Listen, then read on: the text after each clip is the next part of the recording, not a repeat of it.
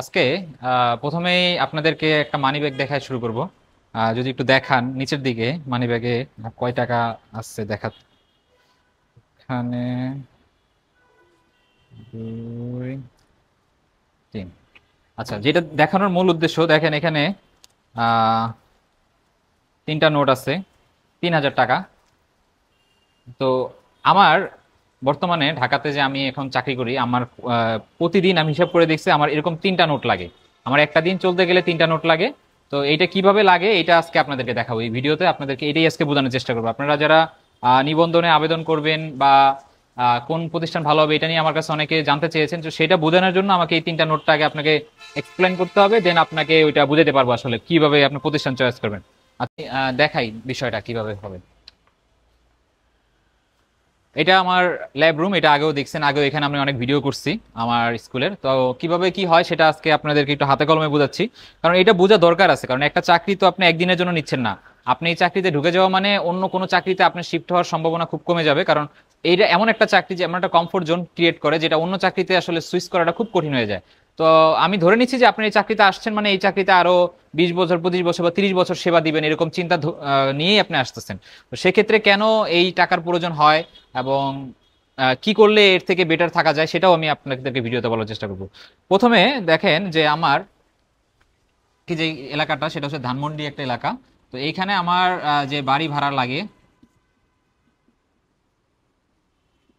বাড়ি ভাড়া আমার সবকিছু মিলায় প্রায় 24,000 টাকা এখানে আমার কস্ট লাগে।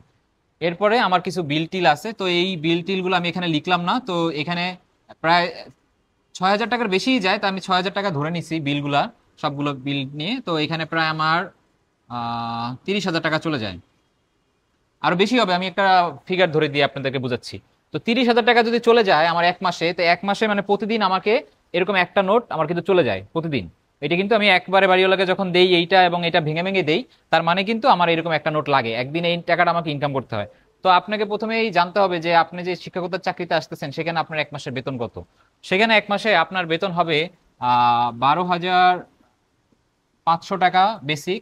আরেক জায়গায় হলো আপনার 16,500 সামথিং আছে কিছু, সেটা স্কুল ভেদে এবং আহ, আহ, এলাকা ভেদে কিছু ভিন্ন হয়, প্রতিষ্ঠান ভেদে ভিন্ন হয়।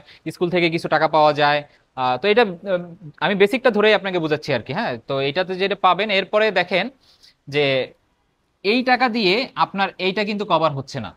আচ্ছা, এখন আমি যদি বলি যে এই যে 30,000 টাকা, ধরেন এই 30,000 টাকায় আমি এখন যে শহরের স্কুলটা চাকরি করি সেখান থেকে ধরেন আমি এটা আর্ন করি। ধরেন 30,000 টাকায় আমি আর্ন করি স্কুল থেকে, আমার এখন বেতন বেড়ে এবং আমি যেহেতু শহরে একটা ভালো একটা স্কুলে আছি, তো এইখানে মোটামুটি যেরকম বেতন দেয় সেখানে আমার 30-এর মতো হয় ধরেন। তো যদি 30 হয় আমার একদিনের বেতন, এই 30,000 টাকা কামাইতে আমার কত ঘন্টা সময় লাগে? আমার স্কুলের জন্য সকাল 7টায় ঘুম থেকে উঠতে হয় এবং স্কুলের থেকে বাসায় গিয়ে যখন গোসল টোসল করে ফ্রেশ হয়ে সবকিছু শেষ করি তখন প্রায় 3টা বা সাড়ে 3টা বাজে, আমি 3টা ধরে নিলাম।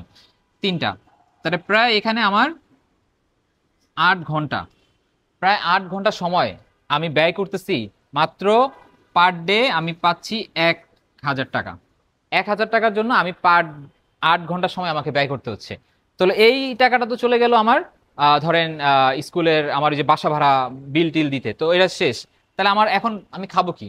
আমার খাওয়ার জন্য তো টাকা লাগবে। তো সেই জন্য আমাকে আরো এরকম একটা নোট লাগে।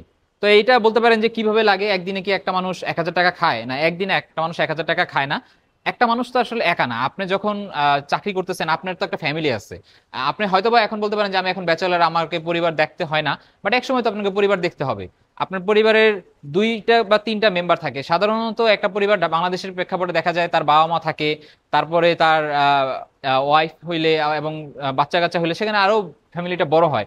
তো আমি যদি ধরে নিই একটা ফ্যামিলিতে 3জন মানুষের একটা সংসার হয়, তো 3জন মানুষ ঢাকা শহরে বর্তমানে থাকা খাওয়া একটা মানুষের একদিনে আপনার কয় টাকা খরচ হতে পারে আপনি যদি চিন্তা করেন। তো একটা মানুষের আমি হিসাব করে দেখছি যে প্রায় আহ, ঢাকা শহরে যে খরচ তো প্রায় 18,000 টাকার মতো খরচ যায়। তা আমি এটা 18,000 ধরলাম না, আমি ধরলাম আপনার খাবার খরচ 3জন মানুষের বেলায় 15,000 টাকা। এর মানে আপনি অনেক কিছু খাইতেছেন তা না, বেসিক খাবারগুলো খাচ্ছেন,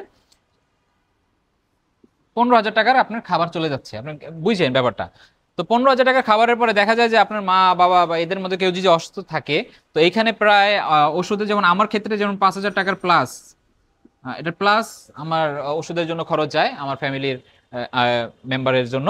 তো এরপরে যে থাকে আরো 10,000 টাকা, যেটা আমি বলতে চাচ্ছি, এই টাকাটা আপনার প্রতি মাসে দেখবেন বিভিন্ন পারপাসে খরচ হবে। কোনো মাসে এইটা কিনা লাগবে, কোনো মাসে ওইটা কিনা লাগবে, কোনো মাসে কোনো কিছুর বকেয়া বিল ছিল আপনার, সেটা পরিশোধ করা লাগবে, এবং বিভিন্ন কিছু আপনার এইটার পিছনে আপনার টাকাটা চলে যাবে। 10,000 টাকা এখানে আমি কমই লিখছি, আরো বেশিও যায়। আমি জুন মাসের আজকে হচ্ছে কয় তারিখ স্যার? আজকে 17 তারিখ। আজকে 17 তারিখে আমি হিসাব সাধারণত খরচ কোথায় কি করি এটা লিখে রাখি না। একটা সময় লিখে রাখতাম, তো লিখে রেখে দেখতাম যে যাই লিখছি, বাট আমার কোনো সময় কন্ট্রোল হইতো না। দেখা যেত এমন এমন খরচ চলে আসতো যেগুলো আসলে অ্যাভয়েড করা যায় না, মানে বাধ্য হয়ে দিতে হইতো। দেখা যায় হঠাৎ করে একজন দাওয়াত দিছে, বিয়ের দাওয়াত, এখন তার বিয়েতে তো যাইতেই হবে না, এমন একটা কাছের লোক। এখন বিয়ের দাওয়াত যাওয়া মানে আপনার 1-2 হাজার টাকা আপনার এখানে খরচ আছে। হ্যাঁ, তারপরে আসা যাওয়ার একটা খরচ আছে। তো এই যে বিষয়গুলো, এগুলো অনেক কিছু আপনি অ্যাভয়েড করতে পারেন না। তো প্রায় আমি এখানে 10,000 টাকা একটা এক্সট্রা খরচ লিখছি, মানে খাবারের পরে। তো এর বেশি কিন্তু যাবে আপনার, আমি একটু কমই লিখছি। তো দেখেন এইখানে প্রায় আরো 30,000 টাকা আপনার চলে গেল। তার মানে এখানের জন্য প্রত্যেক দিন আপনার জন্য আরো 1K আপনাকে ইনকাম করতে হবে। এখন দেখেন, আপনি কিন্তু 8 ঘন্টা দিয়ে ফেলছেন, আপনার হাতে আছে 16 ঘন্টা। এই 16 ঘন্টায় আপনাকে এরকম আরেকটা নোট এখন কিন্তু আর্ন করতে হবে। ধরেন এই 16 ঘন্টার মধ্যে আরো 8 ঘন্টা আপনি ব্যয় করলেন এই টাকাটা ইনকাম করার জন্য। তার মানে আপনার এখন 8 আর 16 ঘন্টা চলে গেছে এই দুইটা নোট ইনকাম করতে। কিন্তু আমি আরেকটা নোটের কথা বলছি যেটা আপনার লাগবে। আচ্ছা, এখানে যেটা বলতেছিলাম যে আজকে 17 তারিখ, যে ঘটনাটা বলার চেষ্টা করছিলাম, তো আমি গতকালকে না আজকে সকালেও মনে হয় হিসাবটা করতেছিলাম, যে আমি চিন্তা করলাম যে আমি একটা মাস লিখে রাখি যে আমার আসলে কত টাকা খরচ হয়। তো আমি এই পর্যন্ত দেখলাম আমার এই পর্যন্ত এই মাসে প্রায় 48,000 টাকা অলরেডি বাড়ি ভাড়া ছাড়াই খরচ হয়ে গেছে। মানে এই যে এখানে 30,000 টাকাটা বাদ দিয়ে এটা আমার অলরেডি খরচ হয়ে গেছে এই মাসে।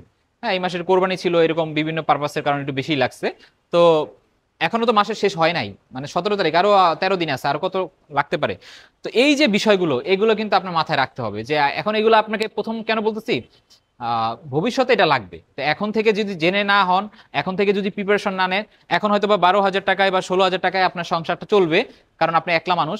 বাট আপনার দিন দিন যখন আমি আজকে কথাটা বলতেছি চাকরির 6 বছরের পরে, তো 6 বছর পরে গিয়ে কিন্তু আপনার এই ধরনেরটা লাগবে। সো এইটার ব্যবস্থা কিন্তু আপনাকে করে আসতে হবে। যে না করে আসেন তাও চলবে, ওই যে একটা কষ্ট আপনি কিভাবে চলবে এবারে আপনার ক্যালকুলেশন করে চালাইতে হবে, যে কিভাবে এক রুমের একটা বাসা নিয়ে করতে হবে, অনেক কিছু করে চালাইতে হবে। যেটা আপনার ব্যাপার, আপনি কি ওইভাবে লাইফ লিড করতে চান কিনা, আপনার স্বপ্ন কি ওইরকম কিনা, আপনি ওইরকম ভাবে বাঁচতে পছন্দ করেন কিনা, সেটা আপনার বিষয়।